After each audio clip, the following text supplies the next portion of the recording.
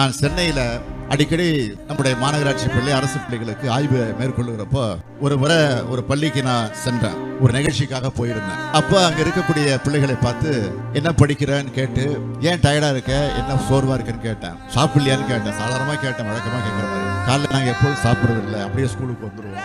சொன்ன உடனே எனக்கு அதிர்ச்சியா போச்சு. உடனடியாக காலை உணவு திட்டத்தை நாம் தொடங்கியாக வேண்டும் என்று நான் உத்தரவிட்டேன்.